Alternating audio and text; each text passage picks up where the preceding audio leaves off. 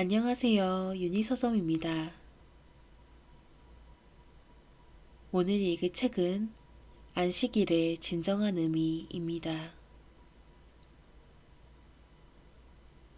박옥수 목사 지음, 도서출판 기쁜 소식에서 펴낸 책입니다.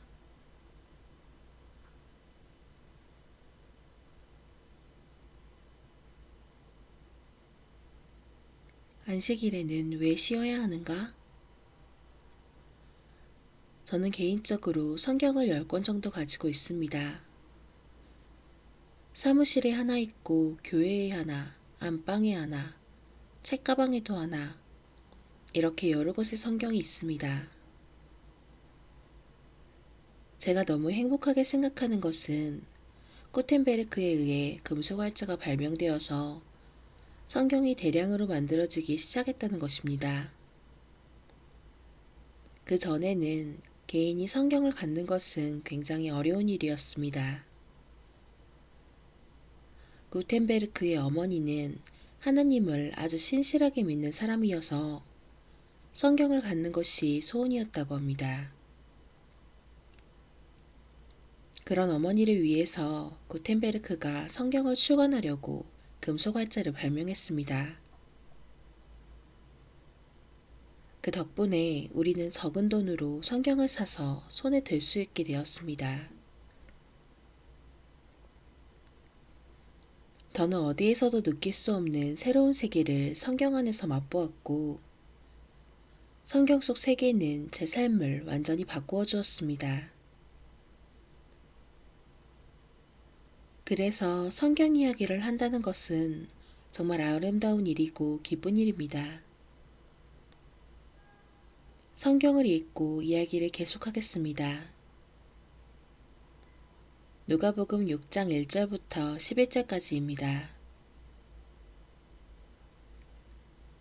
안식일에 예수께서 밀밭 사이로 지나가실새 제자들이 이삭을 잘라 손으로 비비어 먹으니 어떤 바리새인들이 말하되 어찌하여 안식일에 하지 못할 일을 하느뇨? 예수께서 대답하여 가라사대 다윗이 자기와 및 함께한 자들이 시장할 때에 한 일을 읽지 못하였느냐? 그가 하느님의 전에 들어가서 다만 제사장 외에는 먹지 못하는 제설병을 집어먹고 함께한 자들에게도 주지 아니하였느냐? 또 가라사대 인자는 안식일의 주인이니라 하시더라. 또 다른 안식일에 예수께서 회당에 들어가사 가르치실세 거기 오른손 마른 사람이 있는지라. 서기관과 바리새인들이 예수를 송사할 빈거를 찾으러 하여 안식일에 병 고치시는가 엿보니 예수께서 저희 생각을 아시고 손 마른 사람에게 이르시되 일어나 한가운데 서라 하시니 저가 일어나 서거늘 예수께서 저희에게 이르시되 내가 너희에게 묻노니 안식일에 선을 행하는 것과 악을 행하는 것 생명을 구하는 것과 멸하는 것 어느 것이 옳으냐? 하시며 무리를 둘러보시고 그 사람에게 이르시되 네 손을 내밀라 하시니 그가 그리하매 그 손이 회복된지라. 저희는 분기가 가득하여 예수를 어떻게 처치할 것을 서로 의논하니라. 착하게 살려고만 노력했던 신앙생활. 저는 1944년에 태어났고 이듬해에 우리나라가 일본으로부터 해방되었습니다. 1950년 제가 8살 때 우리나라 남북 간에 큰 전쟁이 있었습니다.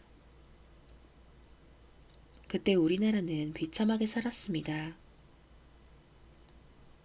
우리 반 아이들 가운데 30%는 아버지와 어머니가 없었습니다. 남자들이 없으니까 농사를 제대로 지을 수 없어서 많은 사람들이 배가 고팠습니다. 저는 누가복음 6장에서 예수님의 제자들이 이삭을 잘라서 손으로 비벼 먹은 이야기를 읽으면 어릴 때가 생각납니다. 제가 구원받기 전에 밀이 익어갈 때면 친구들과 함께 손으로 밀 이삭을 꺾어 산 위에 올라가서 불을 피워 구운 뒤 비벼서 먹었습니다.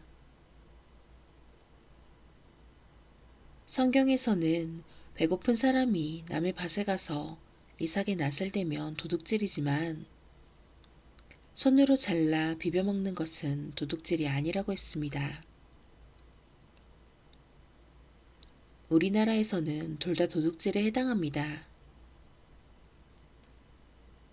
제가 구원받기 전에는 도둑질하고 새벽마다 교회에 가서 그 죄를 용서해달라고 빌었습니다.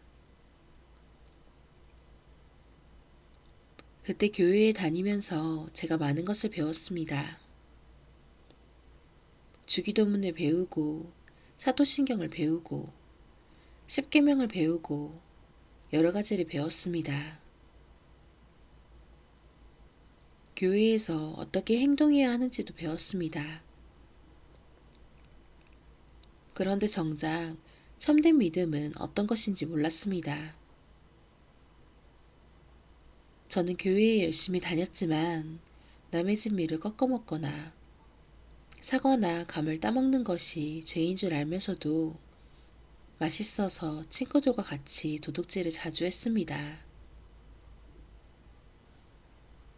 그런 것들이 내 마음에 죄로 남아서 저를 무척 괴롭혔습니다. 성경을 읽었어도 말씀의 참된 의미를 몰랐습니다. 저만 그런 것이 아니라 대부분의 목사님들도 성경의 참된 의미를 모르면서 우리를 가르쳤습니다. 안식일을 지키려고 하는 사람들은 안식일에 아무 일도 하지 않으려고 합니다. 성경에서 그렇게 이야기했기 때문입니다. 안식일을 기억하여 거룩히 지키라. 엿새 동안은 힘써 네 모든 일을 행할 것이나 제7일은 너희 하나님 여호와와 안식일인즉 너와 네 아들이나 네 딸이나 네 남종이나 네 여종이나 네 육축이나 네 문 안에 유하는 객이라도 아무 일도 하지 말라. 안식일을 지키라는 것은 10계명 가운데 네 번째 계명입니다. 저는 10계명의 참된 의미는 모르고 지켜야 한다고만 알고 열심히 지키려고 했습니다. 제가 19살이 되었을 때 하나님이 제 앞길을 모두 막으셨습니다. 저는 가난해서 학교에 다니는 것을 중단해야 했습니다. 현재 가난하고 배고픈 것도 어렵지만 앞으로 좀 더 나아질 희망 없이 하루하루를 산다는 것이 너무 고통스러웠습니다. 1962년 19살 나이에 군 기술하사관에 지원했습니다. 기술하사관이 될 것을 생각하면서 소망이 생겼습니다. 하사관이 되면 야간학교에 다닐 수 있고 받은 월급으로 학비를 충당할 수 있었습니다. 그렇게 대학을 졸업하고 제대한 뒤 다른 직장을 잡으면 앞날에 살만하겠다고 생각했습니다. 먼저 신체 검사를 받았습니다. 내과, 외과, 이비인후과 다 합격이었습니다. 제가 체격이 썩 좋은 편은 아니지만 몸에 별다른 결함은 없었습니다. 그런데 치과에서 문제가 생겼습니다. 당시 앞니가 조금 깨졌는데 표시가 나진 않아서 자세히 보지 않으면 모를 정도였습니다. 그것을 군의관이 문제 삼을 줄 정말 몰랐습니다. 마지막으로 치과에서 군의관이 제 검사표에 사인을 하는데 옆에 있는 친구 검사표에 사인과 달랐습니다. 야, 입 한 번 벌려봐. 그 친구의 치아가 깨끗했습니다. 저는 불합격이었습니다. 군의관을 찾아가서 말했습니다. 저 좀 도와주십시오. 안 된다. 어금니면 봐주겠지만 앞니는 보이는데 어떻게 도와주냐? 이를 고치고 오면 된다지만 제겐 그럴 돈이 없었습니다. 기술 하사관에 걸었던 제 기대가 결국 물거품이 되고 말았습니다. 그 전에는 일본에서 사업하시는 작은아버지의 회사에 들어가려고 생각했습니다. 그런데 당시에는 한국과 일본의 수교가 이루어지지 않아 일본에 가는 것이 여의치 않았습니다. 밀선을 타고 몰래 입국하는 것도 생각해 보았지만 쉽지 않았습니다. 저는 절망에 빠졌습니다. 내가 죄가 많아서 하나님께 저주를 받는다고 생각했습니다. 어떻게 내 죄를 사함받는지 몰랐습니다. 교회에 다니면서도 여전히 저는 죄 가운데 있었습니다. 교회에 다니지만 어떻게 믿어야 하는지 모르고 그냥 죄를 짓지 않고 착하게 살려고만 했습니다. 그렇게 하는 것이 신앙생활인 줄 알았습니다. 한글 성경은 1800페이지 정도 됩니다. 그림 하나 없이 글씨만 빽빽합니다. 성경을 읽고 내용을 알기는 했지만 그것이 무슨 의미인지는 몰랐습니다. 교회에서 제가 배운 것은 지은 죄를 회개하고 착하게 살며 열심히 봉사하고 기도하고 헌금을 하면 된다는 것이었습니다. 오늘날 교회에 다니는 많은 사람들이 이와 같이 신앙생활을 합니다. 두꺼운 성경의 내용을 전체적으로 알지는 못하고 한 부분씩 알고 있어서 하나님이 무엇을 말씀하시는지 사람들이 깊이 이해하지 못합니다. 죄를 짓고 그 죄를 씻기 위해 용서해달라고 기도는 하지만 그렇게 하면 죄가 씻어지는지 안 씻어지는지 정확히도 모릅니다. 제가 그런 신앙생활을 하며 살았습니다.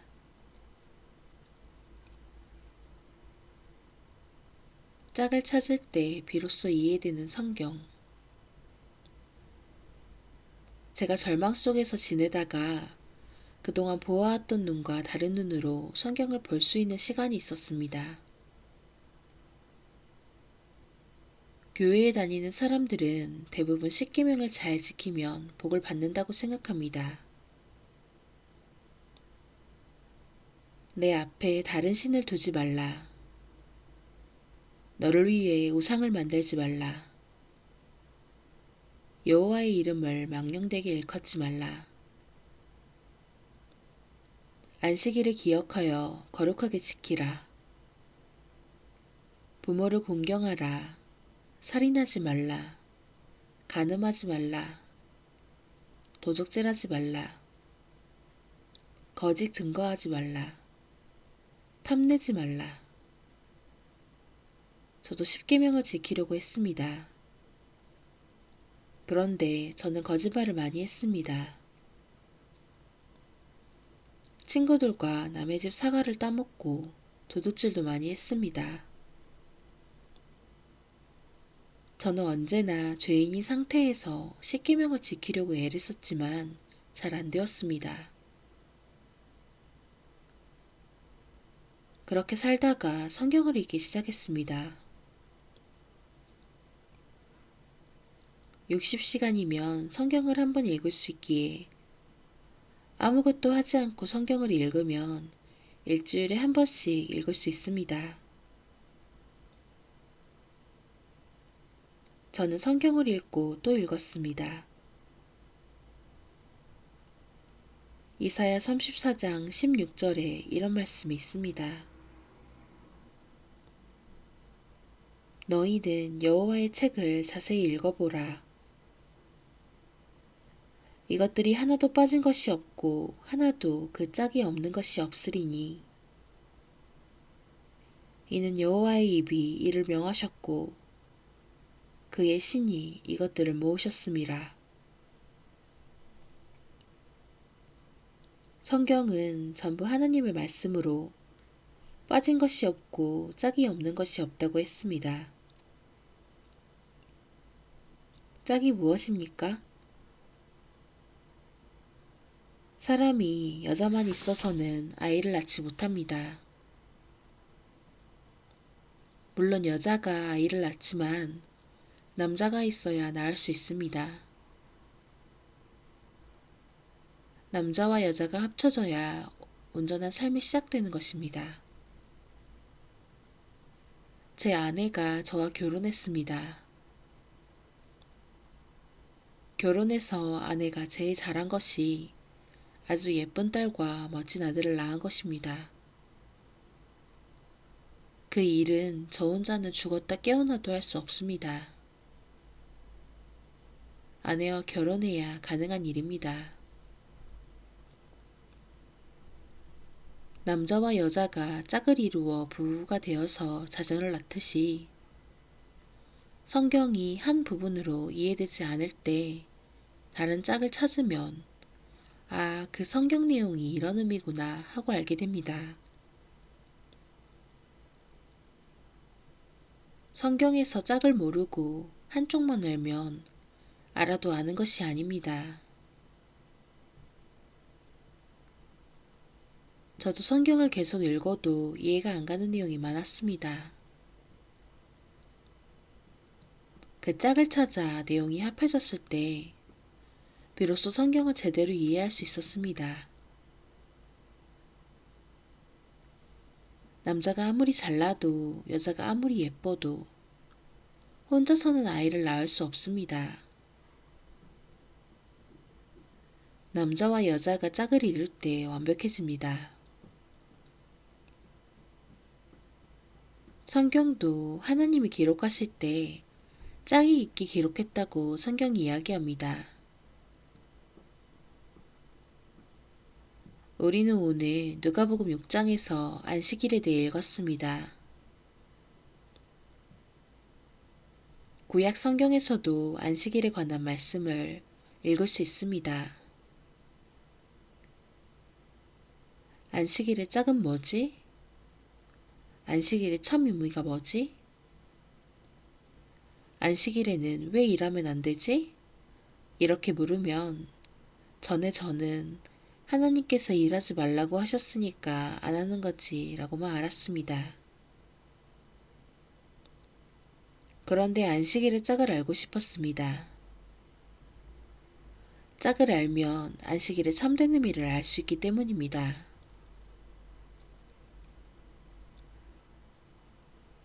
왜 양에게 안수를 하지? 성경에서 짝이 되는 부분들을 발견한 뒤 그 말씀들이 제 마음을 놀랍게 이끌어가는 것을 보았습니다. 안식일만 그런 것이 아니라 율법이나 죄사함도 그렇습니다.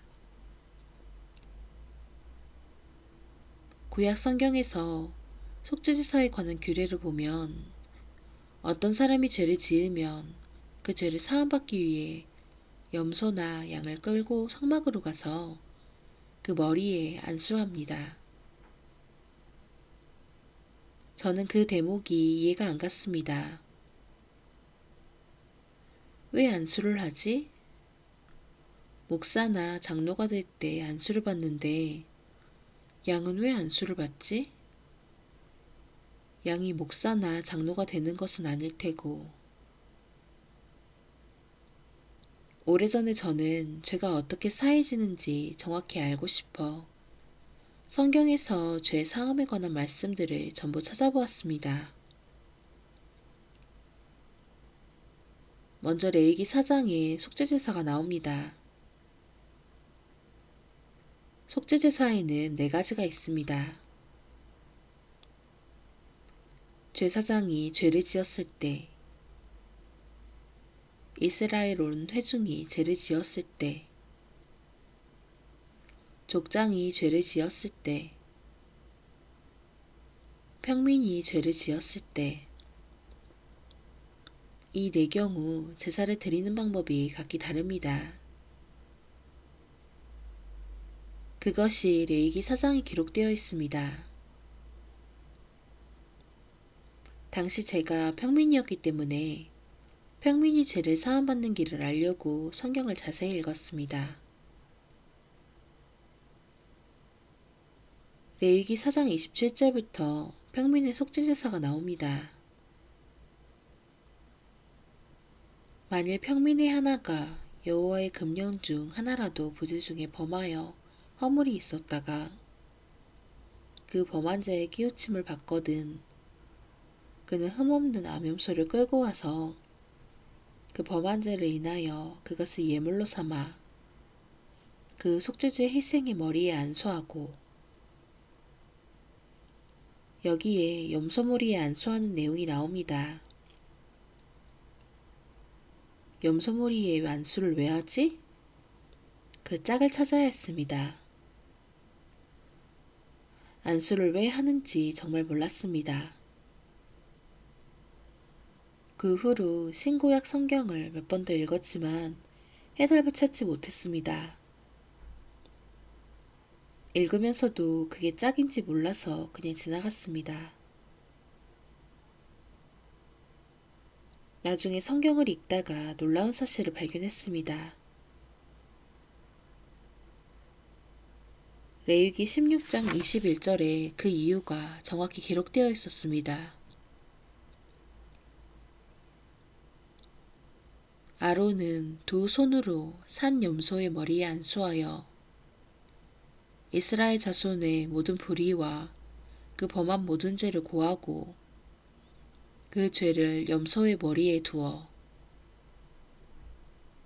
구약시대에 어떤 사람이 죄를 지으면 양이나 염소가 그 사람 대신 죽임을 당합니다. 그런데 양이나 염소가 그냥 죽으면 안 되고 먼저 죄를 넘겨야 합니다. 그래야 그 죄 때문에 죽는 것이 됩니다. 그렇게 죄를 넘기는 것이 안수였습니다. 레위기 16장 21절에서 안수하여 죄를 염소의 머리에 둔다고 했습니다. 안수할 때 죄가 염소의 머리로 건너가는 것입니다. 양을 아무리 잡아도 안수를 하지 않으면 죄가 넘어가지 않기 때문에 아무 의미가 없습니다. 양아, 미안하지만 나 대신 죽어줘라. 내 죄를 받아라. 하고 안수하여 죄를 넘기는 것입니다. 그 다음에 칼로 찔러서 양을 죽입니다. 양이 죄값으로 죽는 것입니다. 신약 성경에도 이런 내용이 나옵니다. 마태복음 3장에서 세로 요한이 요단강에서 세례를 베풉니다. 회개하라, 천국이 가까웠느니라. 사람들이 그곳으로 와서 죄를 회개하고 세례 요한에게 세례를 받았습니다.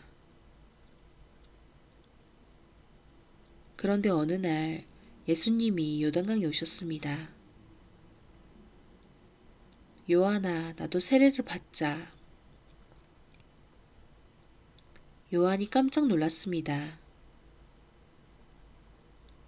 이분은 하나님의 아들 거룩한 예수님인데 요한이 말했습니다. 내가 당신에게 세례를 받아야 하는데 당신이 내게로 오시나이까? 이제 허락하라. 우리가 이와 같이 하여 모든 일을 이룬 것이 합당하니라.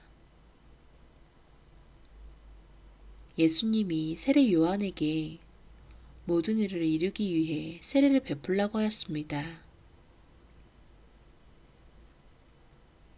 세례를 받는 것이 어떻게 모든 일을 이룹니까? 예수님은 죄가 없는 분으로 죄 때문에 죽으실 필요가 없습니다.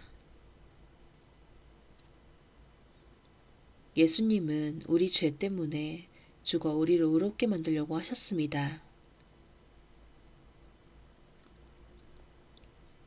예수님이 우리 죄 때문에 죽으시려면 구약 성경에서처럼 죄를 넘겨받아야 했습니다. 그렇지 않으면 예수님의 죽음이 우리와 아무 상관없습니다. 세례 요한은 회개의 세례를 베풀었고 예수님은 죄가 없기 때문에 회개의 세례를 받으실 필요가 없었습니다. 그렇다면 왜 세례를 받으셨습니까? 그것은 모든 의리를 이루기 위해 우리 죄가 예수님에게 넘어가는 과정이었습니다. 세례 요한은 제사장이었습니다. 요한의 아버지가 제사장이었기 때문에 그 아들도 제사장입니다. 요한이 예수님의 머리에 안수했습니다. 그때 성령이 하늘에서 비둘기같이 내려왔습니다. 이 이야기가 마태복음 3장에 자세히 기록되어 있습니다. 요한복음 1장 29절에도 이런 내용이 나옵니다. 이튿날 요한이 예수께서 자기에게 나아오심을 보고 가로되 보라 세상 죄를 지고 가는 하나님의 어린 양이로다. 이 구절을 그냥 읽으면 이해가 안 갑니다. 그런데 안수할 때 죄가 넘어가는 것, 예수님은 죄가 없어서 회개할 필요가 없는데 세례 요한에게 세례를 받으신 것, 그 세례가 회개의 세례가 아니라 모든 의를 이루기 위해 죄를 넘기는 과정이었다는 것, 세례 요한이 예수님의 머리에 안수한 것, 이런 사실들을 알고 성경을 읽으면 이해가 아주 잘 됩니다. 요한이 예수님이 자기에게 나오는 것을 보고 말했습니다. 보라, 세상 죄를 지고 가는 하나님의 어린 양이로다. 성경의 짝이 딱딱 맞아가면서 성경을 정확히 이해할 수 있습니다.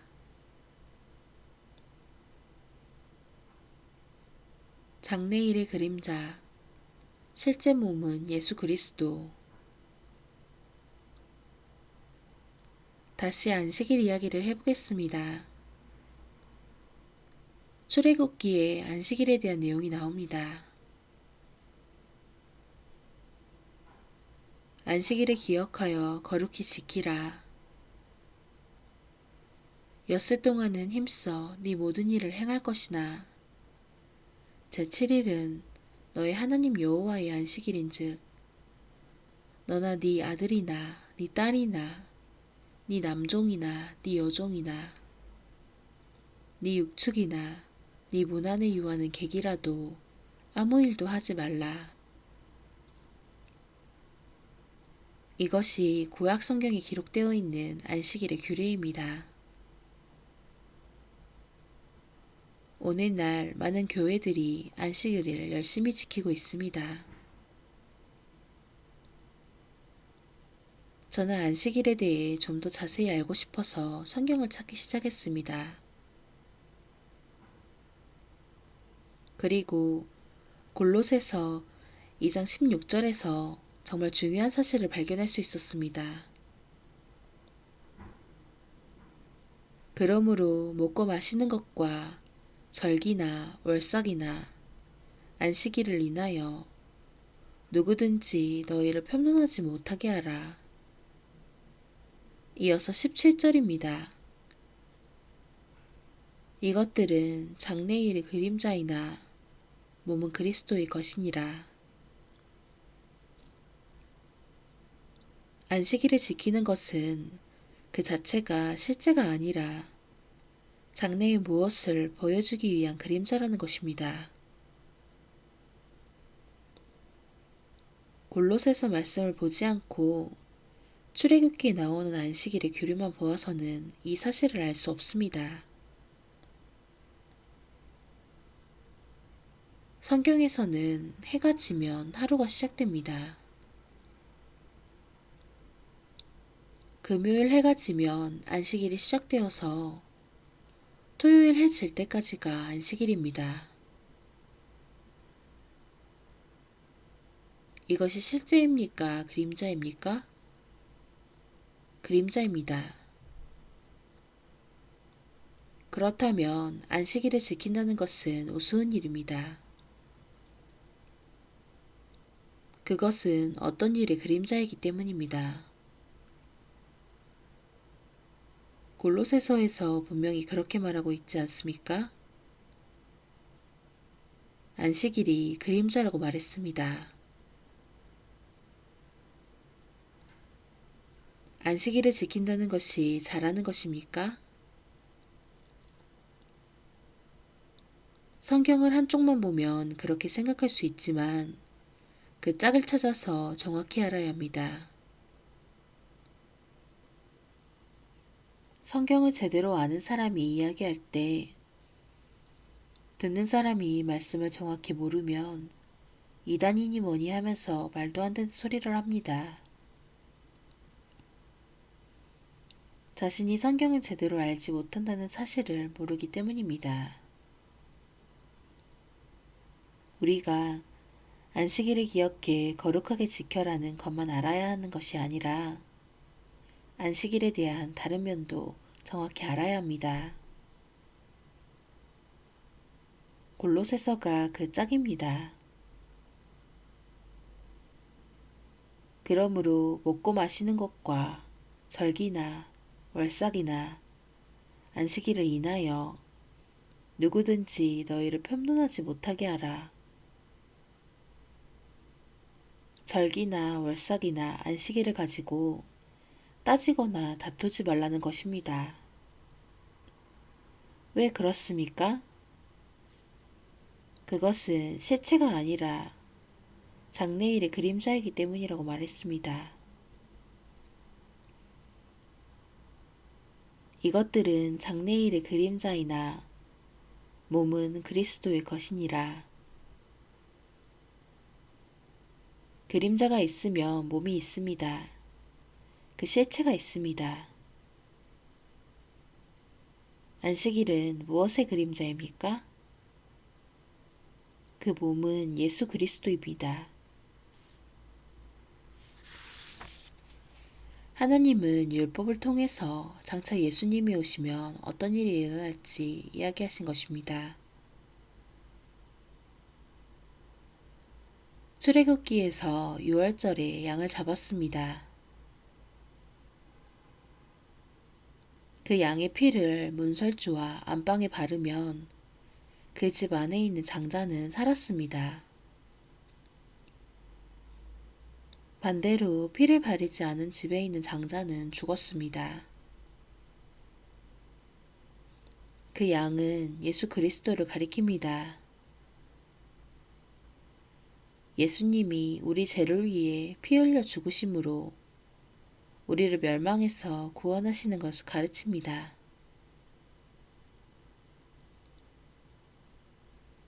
내가 너희를 쉬게 하리라. 그렇다면 안식일의 참된 뜻은 무엇입니까? 하나님이 현재 보이지 않는 장차 올 것을 미리 보여주려고 안식일을 정하셨습니다. 그림자를 보고 실제 몸의 형체를 아는 것처럼 하나님은 그림자인 안식일을 가지고 우리에게 무엇을 가르치려고 하셨습니다. 바로 예수 그리스도입니다. 우리가 무거운 죄의 짐을 지고 끙끙거리며 삽니다. 이런 찬송이 있습니다. 무거운 짐을 나 홀로 지고 견디다 못해 쓰러질 때 이처럼 무거운 짐을 지고 가다가 안식일을 만나면 그 짐을 다 벗습니다. 예수님이 오시면 예수님을 만나면 우리가 죄의 짐을 벗는다는 것입니다. 안식일을 아무리 지켜도 그것은 하느님의 뜻을 행하는 것이 아닙니다. 예수님이 안식일을 지키셨습니까? 안 지키셨습니다. 안식일에 일을 하셨습니다. 병자를 고치시고 제자들이 밀 이삭을 잘라서 먹었습니다. 밀 이삭을 자른 것은 추수고 비비는 것은 타작이고 바리새인들이 그것을 보고 어찌하여 안식일에 하지 못할 일을 하느뇨? 라고 했습니다. 안식일을 범했다는 것입니다. 예수님은 그렇게 묻는 바리새인들에게 인자는 안식일의 주인이다고 하셨습니다. 안식일이 시작되는 금요일 저녁 해가 지면 모든 짐을 내려놓는데 그것은 장래일의 그림자고 실체는 예수님입니다. 안식일이 시작되면 짐을 벗고 해방되어 자유로워지듯 예수님을 만나면 죄의 짐을 벗고 자유로워진다는 것입니다. 그것을 가르치는 것이 안식일입니다. 오래전에 제가 이스라엘에 갔습니다. 하루는 통곡의 벽에 갔는데 그날이 안식일이었습니다. 한 형제가 카메라로 성전벽을 열심히 찍자 경비원이 다가와서 그렇게 하지 말라고 했습니다. 왜 그러냐고 묻자 오늘은 안식일이니까 셔터를 누르지 말라고 했습니다.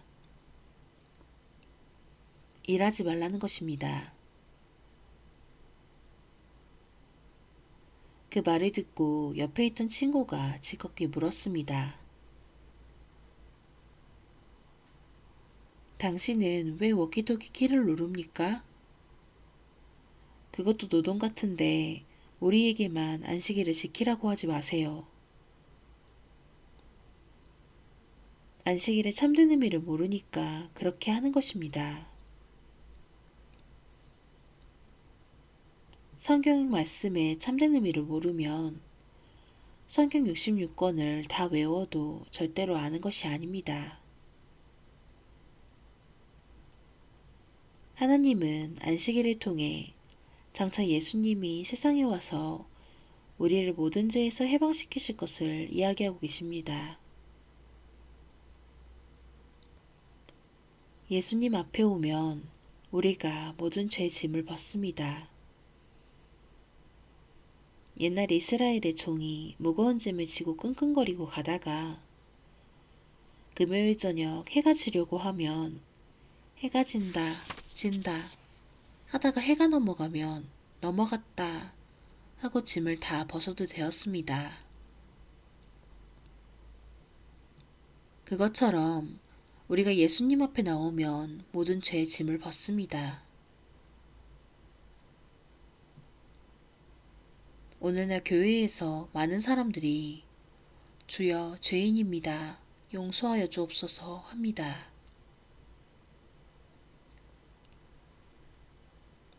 그처럼 죄의 짐을 지고 고통하는 것은 안식일을 범하는 것입니다. 안식일의 참된 의미가 죄의 짐을 벗는 것에 있기 때문입니다. 예수님이 말씀하셨습니다. 수고하고 무거운 짐 진 자들아, 다 내게로 오라. 내가 너희를 쉬게 하리라. 우리가 예수님 앞에 오면 모든 죄를 씻음받아 죄에서 벗어납니다. 어떤 사람은 자신이 안식일을 잘 지킨다고 자랑합니다. 저 사람들은 안식일도 지킬 줄 몰라. 신앙심이 없어. 그것은 그림자를 붙들고 있는 것입니다. 구약시대에는 그냥 안식일을 지키라고 했지만 골로새서에서 그 짝이 나옵니다. 안식일은 장래일의 그림자라고 가르쳐줍니다. 성경은 이처럼 짝이 연결되어서 참된 의미를 알아야 합니다.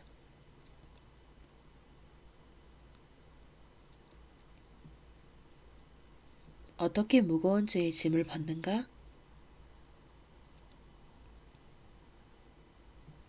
안식일의 짐을 벗는데 우리가 예수님 앞에 와서 어떻게 죄짐을 벗고 죄에서 해방을 받습니까? 우리가 예수님을 믿을 때 죄에서 벗어나 참된 자유를 얻습니다.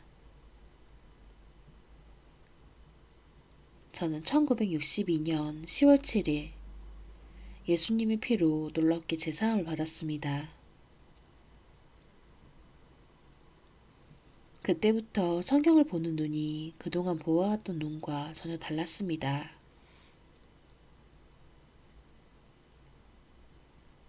요한복음 8장에 간음한 여자가 나옵니다. 서기관들과 바리새인들이 여자를 끌고 예수님께 가서 말했습니다. 이 여자가 간음하다가 현장에서 잡혔나이다. 모세는 율법에 이런 여자를 돌로 치라 명하였거니와 선생은 어떻게 말하겠나이까? 율법에는 긍휼이 없습니다. 저주와 멸망밖에 없습니다. 간음한 여자를 율법으로 재판하니까 돌에 맞아 죽을 수밖에 없었습니다. 그런데 그 여자가 율법으로 재판을 받지 않고 예수님 앞에 나왔습니다. 예수님이 여자에게 뭐라고 하셨습니까? 여자여, 너를 고소하던 그들이 어디 있느냐? 너를 정죄한 자들이 없느냐? 여자가 고개를 들어 둘러보니 자기를 돌로 치려고 했던 사람들이 없었습니다. 바닥에 떨어진 주먹만한 돌멩이들밖에 없었습니다. 저 돌들이 내게로 날아와서 내 머리가 깨지고 코가 깨져서 내가 피를 흘리고 죽어야 하는데 예수님이 여자에게 다시 말씀하셨습니다. 나도 너를 정죄하지 아니하노니 가서 다시는 죄를 범치 말라. 예수님은 여자를 향해 날아오는 돌에서 여자를 건져주셨습니다. 수고하고 무거운 짐 진 자들아, 다 내게로 오라. 내가 너희를 쉬게 하리라. 너무나 놀라운 말씀입니다. 여자가 돌에 맞아 죽을 수밖에 없었는데 그 죄를 예수님이 뒤집어 쓰셨습니다. 그렇게 여자를 죄에서 건져주셨습니다. 예수님이 세례 요한에게 안수받을 때 우리 죄가 모두 예수님에게 건너갔습니다. 세례 요한이 예수님을 보고 말했습니다. 보라, 세상 죄를 지고 가는 하나님의 어린 양이로다. 속죄제사에서 죄 지은 사람이 염소에게 안수할 때 죄가 넘어갑니다. 이제 누가 죽습니까? 죄 지은 사람이 죽습니까? 염소가 죽습니까? 죄를 지은 사람이 죽는 것이 아니라 염소가 죽습니다. 가늠한 여자가 그 죄의 심판을 받아 죽었습니까? 죽지 않았습니다. 죄는 가늠한 여자가 지었는데 예수님이 십자가에 못 박혔습니다. 가늠한 여자의 죄를 예수님이 짊어지셨기 때문입니다. 여자는 죄에서 벗어났습니다. 가늠한 여자의 죄만 아니라 박국수 목사의 죄도 예수님이 뒤집어 쓰셨습니다. 여러분 모두의 죄를 예수님이 지고 십자가에서 죽으셨습니다. 우리가 무엇을 해야 하는 것이 아닙니다. 십자가를 바라보고 예수님을 믿는 것입니다. 저 십자가에서 예수님이 피를 흘리고 죽으셨어. 내 죄의 벌을 대신 받으셨어. 거기서 내 죄가 끝났어. 난 이제 깨끗해. 난 거룩해. 이렇게 믿는 것이 예수님을 믿는 것입니다.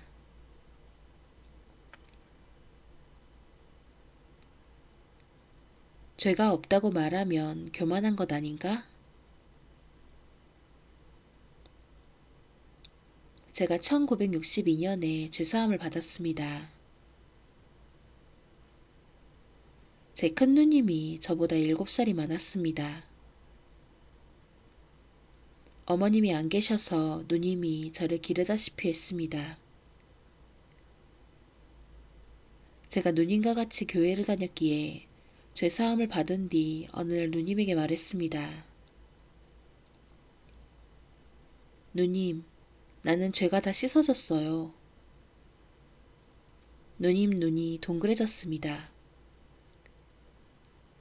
옥수야, 너 큰일 났다. 신앙을 가지면 가질수록 겸손해야 하는데 목사님도 죄인이라고 하고 장로님도 죄인이라고 하는데 네가 죄가 없다고 말하는 게 말이 되냐?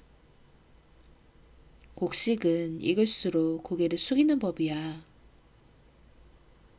믿음이 있으면 겸손해져야 돼.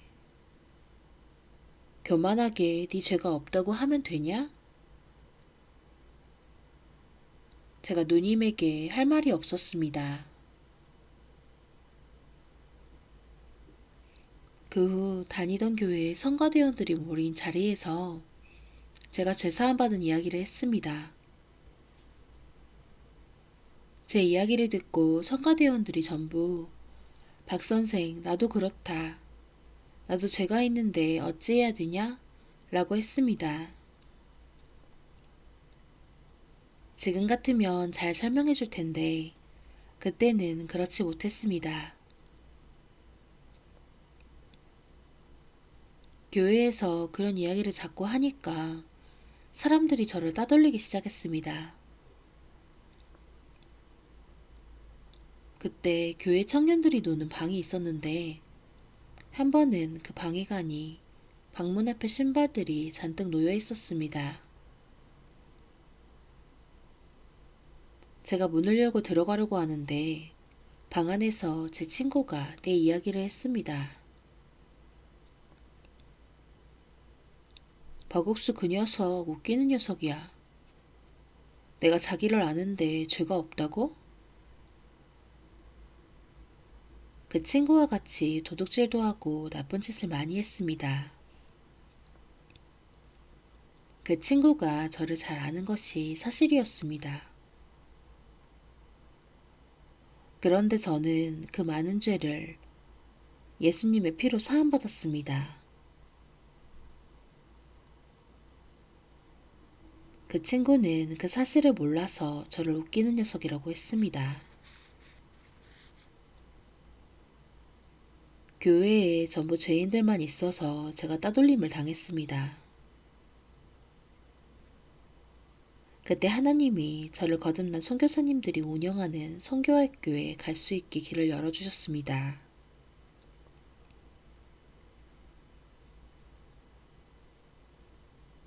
죄인이라고 한다면 예수님이 실패했다는 것. 만일 여러분이 죄인이라면 예수님이 헛되이 죽었다는 이야기입니다. 예수님이 우리 죄를 씻기 위해 죽으셨기 때문에 나에게 죄가 남아있다면 예수님이 실패했다는 이야기입니다. 어떤 사람은 죄사함을 받았을 때 환상을 보았다고 하고 어떤 사람은 눈물 콧물 줄줄 흘렸다고 하지만 우리 죄는 예수님이 못 박히신 십자가에서 씻어졌습니다.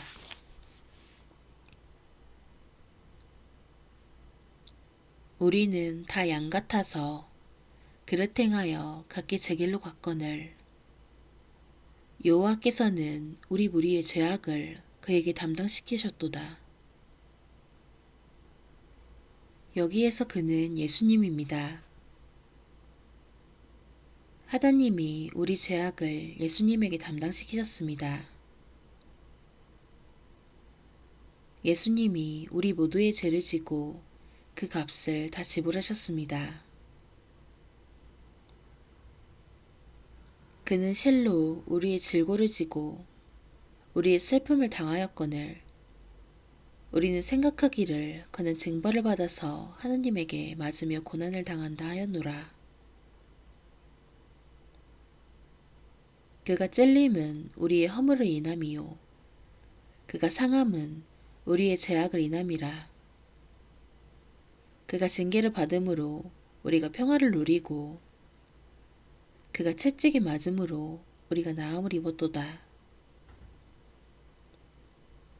우리 죄가 십자가에서 다 해결되었습니다. 이것을 믿는 것이 예수를 믿는 것입니다.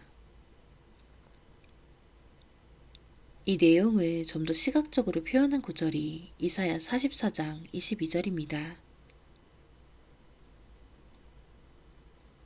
내가 네 허물을 빽빽한 구름에 사라짐같이 네 죄를 안개에 사라짐같이 도말하였으니 너는 내게로 돌아오라. 내가 너를 구속하였음이니라. 이 말씀에서 우리가 하나님께로 돌아가는 것이 먼저입니까? 죄를 도말한 것이 먼저입니까? 도말한 것이 먼저입니다. 도말이란 칠해서 지운다는 뜻입니다. 레위기 4장에 나오는 속죄제사의 규례를 보면 양에게 안수해서 죄를 넘긴 뒤 양이 피를 흘리고 죽으면 그 피를 번제단 뿔에 바르라고 했습니다. 피를 왜 번제단 뿔에 바르지? 의문이 일어납니다. 그래서 성경을 읽으면서 그 이유를 찾습니다. 제가 성경을 10번, 20번, 30번 읽었을 때 성경의 전체 윤곽을 알 수 있었습니다.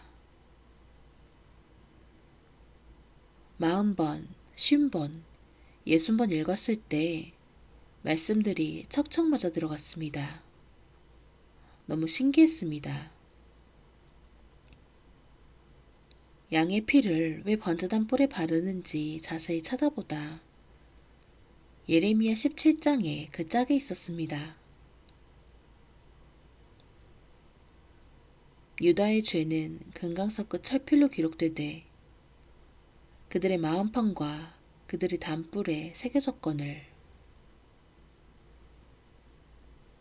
하나님이 우리 죄를 두 곳에 기록하셨습니다. 하느님 편과 인간 편입니다. 예를 들어 제가 시계를 만들어 파는데 통역하는 박방원 목사님이 제가 만든 시계를 사다가 판다고 칩시다. 어느 날 박방원 목사님이 돈이 모자라서 5만 달러어치의 시계를 외상으로 가져갔습니다. 그러면 그 사실을 자기 장부에 적어 놓아야 하고 저도 제 장부에 적어 놓아야 합니다. 각기 자기 장부를 보고 박방원 목사님은 외상값을 갚아야 하는데 하고 저는 왜 외상값을 안 갚지? 합니다. 우리 죄는 우리 마음판과 번제단불에 새겨집니다. 우리 편에서는 죄를 마음판에 기록합니다. 그래서 지은 죄들이 마음에서 생각납니다. 하느님 편에서는 죄를 번제단불에 기록하셨습니다. 그래서 양을 잡아 제사를 드릴 때 양이 흘린 피를 제단불에 바릅니다. 레위기 4장에 그 이야기가 나옵니다. 레위기 4장 27절부터 보겠습니다. 만일 평민의 하나가 여호와의 금용 중 하나라도 부지 중에 범하여 허물이 있었다가 그 범한 죄에 깨우침을 받거든 그는 흠없는 암용소를 끌고 와서 그 범한 죄를 인하여 그것을 예물로 삼아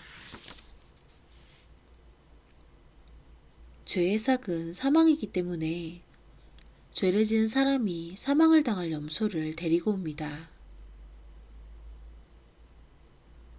그 속죄제 희생의 머리에 안수하고 그 희생을 번제소에서 잡을 것이요. 안수하는 것은 죄가 넘어가는 것을 가리킨다고 앞에서 이야기했습니다. 죄를 넘긴 후에는 염소를 죽입니다. 그리고 죽은 염소의 피를 받아 그 피를 번제단불에 바릅니다. 제사장은 손가락으로 그 피를 찍어 번제단불에 바르고 그 피 전부를 담 밑에 쏟고 번제단불에 피를 바르는 이유는 염소가 죽어서 죄의 값이 지불되었기 때문에 기록된 죄를 피로 칠해서 지우는 것입니다. 도말하는 것입니다. 예수 그리스도의 피가 하늘나라에 기록된 모든 죄의 기록을 지웁니다. 그렇다면 우리 마음판에 기록된 죄는 무엇으로 지웁니까? 내가 도둑질했는데, 거짓말했는데, 악을 행했는데 그것은 믿음으로 지웁니다. 예수님이 십자가에 못 박혀 죽으셔서 내 죄가 다 씻어졌어. 그렇게 믿으면 씻어집니다. 아직도 자신이 죄인이라고 하는 사람은 예수님의 피가 죄를 씻었다는 사실을 믿지 못하기 때문에 죄인이라고 합니다. 예수님이 십자가에 못 박혀 흘리신 피로 우리 죄를 다 씻었는데 그 사실을 알지 못하면 죄인이라고 말합니다. 저는 나에게 죄가 있는지 없는지 확인할 수 없기 때문에 하느님의 말씀인 성경을 봅니다. 성경이 말하기를 죄의 기록이 다 지워졌다. 하늘나라 어디에도 죄의 기록이 남아있지 않다고 합니다. 또한 중요한 사실은 하나님이 우리 죄를 기억하시지 않습니다. 예레미야 31장 34절을 다 같이 읽어봅시다. 내가 그들의 죄악을 사하고 다시는 그 죄를 기억지 아니하리라. 여호와의 말이니라. 하나님이 우리 죄를 기억하십니까? 기억하시지 않습니다. 죄에 대한 심판이 끝났기 때문입니다. 여러분이 죄인이라고 말한다면 그것만큼 예수님을 모독하는 소리는 없습니다. 그것은 겸손한 것이 아니라 예수님이 십자가에서 우리 죄를 씻는 일을 실패했다는 말밖에 안 됩니다.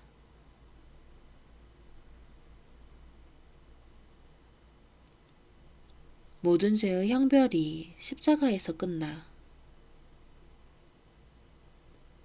하나님은 창세기에서부터 예수님을 그리셨습니다. 예수님이 십자가에 못 박혀서 우리 죄를 씻으실 것을 다 기록하셨습니다. 그 말씀대로 2000년 전에 예수님이 이 땅에 오셔서 세례 요한에게 세례를 받아 인류의 죄가 예수님에게로 다 넘어갔고 예수님이 십자가에 못 박혀 피 흘려 죽으심으로 죄의 형벌을 다 받으셨습니다. 재판에서 검사가 구형할 때 사형이라는 단어를 쓰기 싫어합니다. 그런 고로 사회를 보호하기 위하여 피고에게 법정 최고령을 구하는 바입니다. 라고 합니다. 법정 최고형은 사형입니다. 그렇다면 물어보겠습니다. 어떤 사람이 한 사람을 죽여서 사형을 선고받고 사형을 당했습니다. 그런데 다른 사람을 더 죽인 것이 나중에 드러나면 어떻게 합니까? 사형시킨 사람을 다시 살려서 또 죽입니까? 사형이 최고형이기 때문에 한 사람을 죽여도 사형, 두 사람을 죽어도 사형, 100사람을 죽여도 사형입니다. 예수님은 인류의 죄를 다 뒤집어쓰고 사형을 당하셨습니다. 더 이상의 벌이 남아있지 않습니다. 예수님이 십자가에 못 박혀 죽으심으로 모든 죄의 형벌이 끝났습니다. 그래서 하나님이 우리를 보고 거룩하다고 하셨습니다. 제단 뿔에는 피를 발라서 죄의 기록을 지우고 우리 마음에 기록된 죄는 믿음으로 지웁니다. 내가 도둑질하고 거짓말한 게 사실이고 악을 행한 게 사실이지만 예수님이 이 모든 죄의 벌을 받으셨어. 내 죄에 대한 심판은 이미 십자가에서 끝이 났어. 그래서 성경에 보면 하나님이 나를 보고 의롭다고 하셨어. 이렇게 믿는 것입니다. 모든 사람이 죄를 범하였음에 하나님의 영광에 이르지 못하더니 그리스도 예수 안에 있는 구속으로 말미암아 하나님의 은혜로 값없이 의롭다 하심을 얻은 자 되었느니라. 예수님의 은혜로 하나님께서 값없이 박옥수 목사를 보고 의롭다 하셨습니다. 여기 앉은 자매도 의롭다. 저기 앉은 형제도 의롭다. 저기 있는 안경 낀 자매도 의롭다. 하나님이 의롭다고 하셨습니다. 그러면 의로운 것입니다. 우리가 죄인이라고 하면 십자가를 모독하는 것입니다. 저는 예수님의 피가 내 죄를 다 씻은 것을 믿습니다. 하나님이 말씀하셨습니다. 내가 네 허물을 빽빽한 구름에 사라짐같이 네 죄를 안개에 사라짐같이 도말하였으니 너는 내게로 돌아오라. 내가 너를 구속하였음이니라. 도말이 먼저입니까? 돌아오는 것이 먼저입니까? 도말이 먼저입니다. 도말에 놓았으니까 네 죄를 다 씻어서 의롭고 거룩하게 해놓았으니까 돌아오라는 것입니다. 오늘날 많은 교회에서 목사님들이 성경을 잘못 이해해 예수님이 우리 죄를 사했지만 우리가 아직도 죄인이라고 말합니다. 속지 마십시오. 성경은 우리를 의롭다고 했습니다. 죄를 도말했다고 했습니다. 여러분이 아직도 죄인입니까?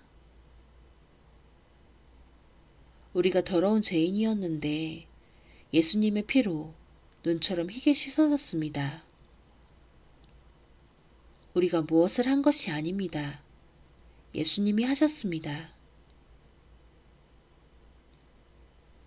수고하고 무거운 짐 진 자들아, 다 내게로 오라. 내가 너희를 쉬게 하리라.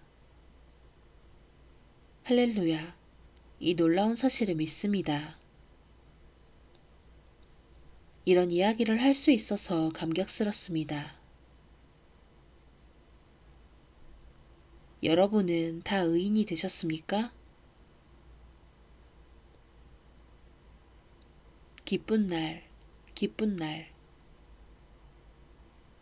주 나의 죄 다 씻은 날. 주님을 찬양합니다.